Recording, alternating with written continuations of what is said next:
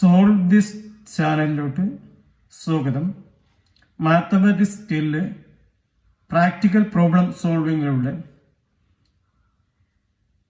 Solve ചെയ്ത് skill develop ചെയ്യാനുള്ള വീഡിയോസിൻ്റെ ലെസൺസാണ് നമ്മൾ ചെയ്തുകൊണ്ടിരിക്കുന്നത്. ഇത്തരം മാത്സ് സ്കിൽ ഡെവലപ്പ് ചെയ്യാൻ ആഗ്രഹിക്കുന്നവർ ഈ ചാനൽ സബ്സ്ക്രൈബ് ചെയ്യുക. നമുക്ക് ഇന്ന് ഒരു ട്രയാങ്കുലർ പ്ലോട്ടിൻ്റെ ഏരിയ കണ്ടുപിടിക്കുന്ന രീതി നോക്കാം. പ്രാക്ടിക്കലായിട്ട് ഒരുപാട് യൂസുള്ള ഫോർമുലയാണ് നമ്മൾ ഡിസ്കസ് ചെയ്യുന്നത്. സപ്പോസ് ഒരു triangular plot is in the shape of triangle area.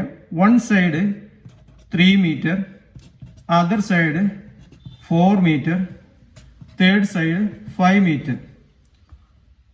ഏതു തരം ട്രയാങ്കിളിനും അപ്ലിക്കബിൾ ഒരു ഫോർമുലയാണ് ഹെറോയിൻസ് ഫോർമുല. ആ ഹെറോയിൻസ് ഫോർമുല ഏരിയ എ ആണെങ്കിൽ A equal to root of S into S minus A into S minus B into S minus C.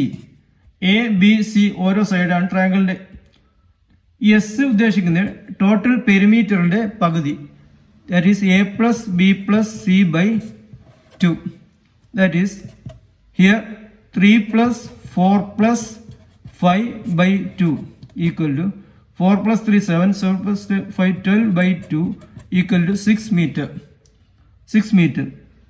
Therefore, S equal to root of S into S equal to 6 into 6 minus 3 into 6 minus 4 into 6 minus 5 is equal to root of 6 into 6 minus 3 equal to 3 into 2 into 1.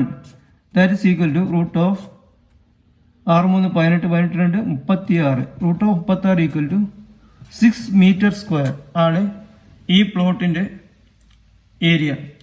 ഈ formula നമുക്ക് എല്ലാത്തരം triangle മെഷർമെൻറ്റിന് ഉപയോഗിക്കാം. സാധാരണ എല്ലാ പ്ലോട്ടും triangular area ആയിട്ട് divide ചെയ്തിട്ട് ഇങ്ങനെ measurement കാണുകയാണ്. നമുക്ക് അടുത്ത് തന്നെ ഒരു പുതിയ പ്രോബ്ലമായി വരാം. Thanks all.